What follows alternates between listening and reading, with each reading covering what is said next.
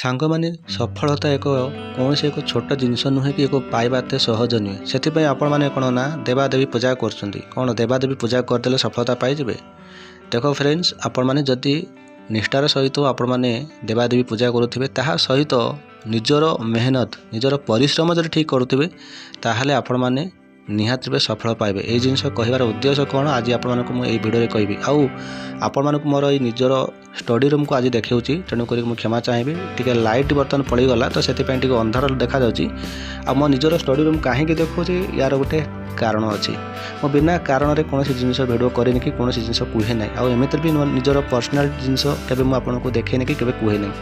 ତ କଥା ହେଉଛି କ'ଣ ନା, ଯେଉଁ ଗତକାଲି ଯେଉଁ ଭିଡ଼ିଓଟି ମୁଁ ପୋଷ୍ଟ କରିଥିଲି ଓଡ଼ିଶା ଫରେଷ୍ଟ ଗାର୍ଡ଼କୁ ନେଇକି, ତ ସେଥିରେ ଆପଣମାନଙ୍କୁ ମୁଁ ମଧ୍ୟ ଦର୍ଶାଇଥିଲି ଯେଉଁଟା ସତ କଥା, ଯେଉଁଟା ଜେନ୍ୟୁନ୍ କଥା ମୁଁ ସେଇଟା କହିଛି। ଆପଣମାନେ ଏବେଠାରୁ ପ୍ରିପାରେସନ୍ କରନ୍ତୁ। CBT ଏକ୍ଜାମ୍ ଯେହେତୁ ମାନେ OSSC କରିଦେଲା, ଗୋଟେ କ'ଣ ସଡନ୍ଲି ପିଲାମାନଙ୍କ ସହିତ ଗେମ୍ ଖେଳିଦେଲା, ତ ଏଇଭଳି କ୍ଷେତ୍ରରେ ପିଲାମାନେ ବହୁତ କ'ଣ ହଇରାଣ ହେବେ। ତେବେ ଯେଉଁମାନେ CBT ଏକ୍ଜାମ୍ ମାନେ ଫେସ୍ କରିଛନ୍ତି, ତ ସେମାନେ ଜାଣିଛନ୍ତି କେମିତି କ'ଣ ଏକ୍ଜାମ୍ ହୁଏ। ଆଉ ଯେଉଁମାନେ କେବେ ଦେଇନାହାନ୍ତି ସେମାନଙ୍କ ପାଇଁ ଟିକେ କଷ୍ଟ ହୋଇପାରେ, ଆଉ ସେମାନେ ଜାଣିନାହାନ୍ତି, ସେମାନେ ଟିକେ ଘବରଉଛନ୍ତି। ତେଣୁକରି ସେଇ ଜିନିଷକୁ ନେଇକି ମୁଁ ଭିଡ଼ିଓ କରିଥିଲି। କିନ୍ତୁ ପିଲାମାନଙ୍କ କହିବାର କଥା କ'ଣ ନା, ତୁମେ ଆମକୁ ଡିମୋଟିଭ୍ କରୁଛ। ତ ମୋତେ ଗୋଟିଏ କଥା କୁହନ୍ତୁ, ସତ କଥା କହିବାଟା କ'ଣ ଖରାପ କି? ଆଉ ସତ କଥା କହିଦେଲେ କ'ଣ ସେଇଟା ଡିମୋଟିଭ୍ କୁହାଯାଏ କି?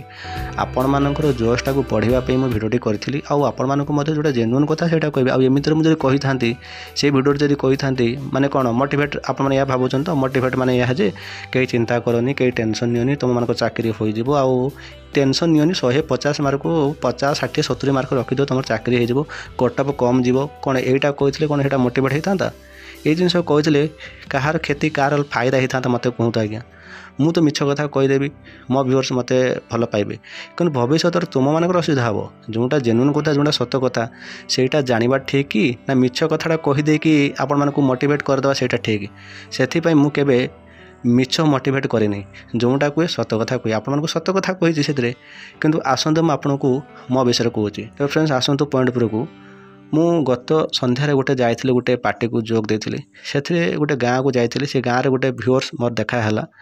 ସେ ଭାଇ ଜଣକ ମୋତେ ଦେଖା ହେଲା ପରେ ସେ ମୋତେ ସବୁ ମାନେ ତାଙ୍କର ନିଜର ୱିଶ୍ ମୋତେ ଜଣାଇଲେ, ଆଉ ମୋତେ ବହୁତ ଭଲ ଲାଗିଲା। ତ ଭାଇ ଜଣକ କହିବାର କଥା, sir Odisha forest guard exam କେବେ ହେବ?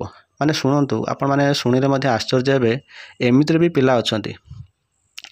କାଲି ଆପଣମାନେ ଜାଣିଲେ ଭିଡ଼ିଓରେ କି ତା ପରଦିନ ଆପଣମାନେ ଜାଣିଲେଣି, କିନ୍ତୁ କାଲି କଥା ମୁଁ କହୁଛି, ମୁଁ ଗତ ସନ୍ଧ୍ୟା କଥା କହୁଛି। ଗତ ସନ୍ଧ୍ୟାରେ ମୁଁ ଯାଇଥିଲି ଗୋଟେ ଗାଁକୁ। ସେଠି ଗୋଟେ ପିଲା ମୋର ଦେଖା ହେଲା, ଗୋଟେ ଭିଉଅର୍ସ ମୋର ଦେଖା ହେଲା। ସେ ପିଲାଟି ମୋତେ ପଚାରୁଛି ଓଡ଼ିଶା ଫରେଷ୍ଟ ଗାର୍ଡ଼ ଏକ୍ଜାମ୍ କେବେ ହେବ? ତ ମୋତେ ଗୋଟେ କଥା କୁହନ୍ତୁ, ଏଇଭଳିଆ ପିଲାଙ୍କୁ କ'ଣ କୁହାଯାଇପାରିବ? ଯେଉଁମାନେ ପ୍ରକୃତର ଏକ୍ଜାମ୍ ପାଇଁ ପୁରା ଚିନ୍ତାରେ ଥିବେ, ଯେଉଁମାନେ ପ୍ରକୃତର ପରିଶ୍ରମ କରୁଥିବେ, ତ ସେମାନଙ୍କୁ ପରୀକ୍ଷା କେବେ ବୋଲିକି ସେମାନଙ୍କୁ କହିବାକୁ ପଡ଼ିବନି। ତେଣୁ କରିକି ଏଇଭଳିଆ ଜିନିଷ। ଯେତେବେଳେ ସେ ପିଲା ସହିତ ମୁଁ କଥା ହେଲି, ମୁଁ ଦେଖିବାକୁ ପାଇଲି ସେ ପିଲାଟି କ'ଣ କରୁଛି ନା ମୋବାଇଲରେ IPL ଖେଳ ଦେଖୁଛି। ମୁଁ ତାକୁ କହିଲି, ଭାଇ ତୁମେ ତ IPL ଖେଳ ଦେଖୁଛ, ଆଉ ତୁମେ ଏକ୍ଜାମ୍ କେବେ ହେବ ତୁମେ କେମିତି ଜାଣିବ? ତେଣୁକରି ମୋ କହିବାର କଥା ଫ୍ରେଣ୍ଡସ୍, ବର୍ତ୍ତମାନ ସମୟ ସେ ସମୟ ନୁହେଁ।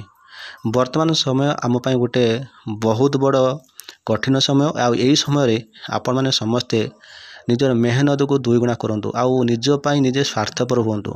କାହାରି କଥା ଶୁଣନି। ସାଙ୍ଗସାଥି, ଗର୍ଲଫ୍ରେଣ୍ଡ, ବୟଫ୍ରେଣ୍ଡ ସମସ୍ତଙ୍କୁ ଦୂରେଇ ଦିଅନ୍ତୁ। ଯେତେବେଳେ ଜବ୍ ପାଇଯିବେ, ସେତେବେଳେ ସବୁ ଜିନିଷ ଆପଣଙ୍କ ପାଖକୁ ଆପେ ଆପେ ପଳେଇ ଆସିବ। ବାକି ରହିଲା IPL ଖେଳ। IPL ଖେଳ କ'ଣ ଏବେ ନ ଦେଖିଲେ କ'ଣ ଆଉ ଦେଖିପାରିବେନି? ନା ଫିଲ୍ମ ଏବେ ନ ଦେଖିଲେ ଆପଣମାନେ ୟୁଟ୍ୟୁବରେ ଆଉ କେବେ ଆଉ ଦେଖିପାରିବେନି? ନା ନିଜ ଗାର୍ଲଫ୍ରେଣ୍ଡ ସହିତ ଗୋଟେ ମାସ କଥା ନହେଲେ ଆଉ କେବେ କଥା ହେଇପାରିବେ? ନା ଗାର୍ଲଫ୍ରେଣ୍ଡ ଗୋଟେ ଚାଲିଗଲେ ଭବିଷ୍ୟତରେ ଆଉ ତୁମର ଗାର୍ଲଫ୍ରେଣ୍ଡ କେହି ହେବେନି? ତେଣୁକରି ମୋ କହିବାର କଥା, ବର୍ତ୍ତମାନ ସମୟଟା ଅଛି ଯେଉଁ ସମୟଟା, ସେଇ ସମୟଟାକୁ ନିଜ ପାଇଁ ବିନିଯୋଗ କରନ୍ତୁ। କାହା କଥା ଶୁଣ ନାହିଁ।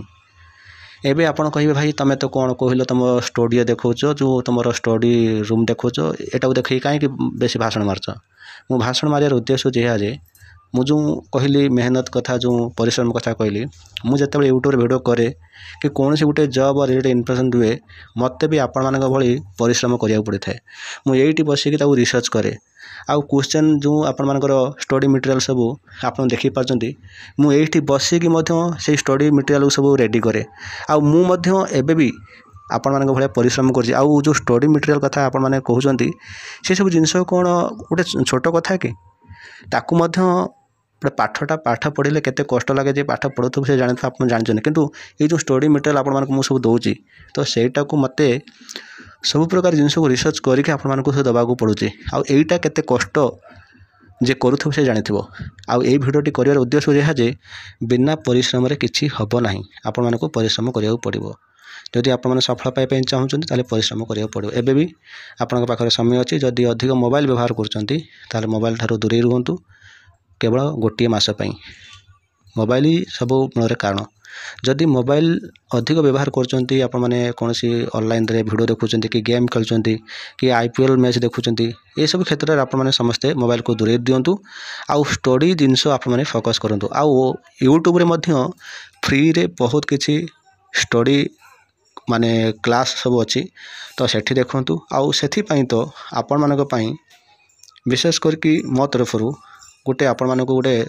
छोटिया उपहार जो मान पाखे पैसा पत्र ना जो मानकर कौन भी पेड बैच जॉइन कर पारु नाहांती कि कौन भी से स्टडी मटेरियल किनी पारु नाहांती से अति कम मूल्य रे मात्र 30 टंकार जहाँकि पॉकेट खर्च मनी खर्च जोटा जहाँकि 4टी मॉक टेस्ट जो ओडिशा फॉरेस्ट गार्ड जो एग्जाम हम से एग्जाम रे सिलेबस जहाँ रही 150 मार्कर आपंकर रिटन एग्जाम रहिबो से जहाँ जहाँ सिलेबस रही से सिलेबस मुताबिक समस्त ई बुक पीडीएफ आप पाइपर जहाँकि बही जदि आप कि पारु नाहांती तेरे बहीर दाम बहुत कस्ट पड़ुचे 100 200 300 टका एमती पड़ुचे तेणुकर आपण मैंने कम मूल्य रे समस्त सिलेबस बाई ओडिया इंग्लिश आपणकर मैथ कि आपणकर जनरल लैंग्वेज कि आपणकर रीजनिंग कि आपणकर जो जनरल साइंस कि कंप्यूटर जहाँ किसी रही समस्त सिलेबस बाई आपणकर ई बुक आपने पाइपर ता सहित 4टी मॉक टेस्ट पाइपर 150 मार्कर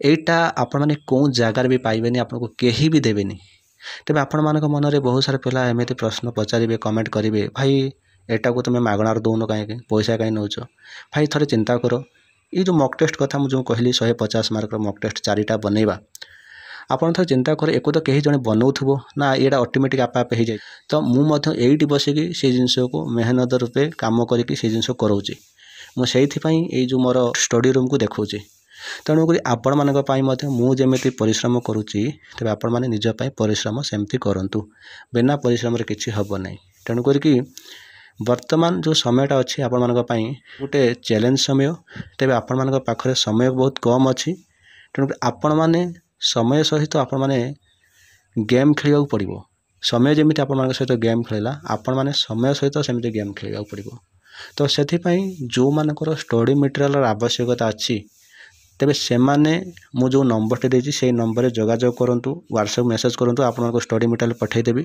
जदि बा आपण मान मध्य एमती भी किसी पिला थिबे बेसी नथिबे किसी पिला थिबे एमती जो मानकर भाई पैसा पाखरे न थाई पारे पूरा आर्थिक स्थिति खराब तेणुक एमतीका स्थिति रे मुझे पिला हुए तो मो तरफ किसी सजेस्ट मुझे देवी आउ से किसी हेल्प कर दे पारिबी।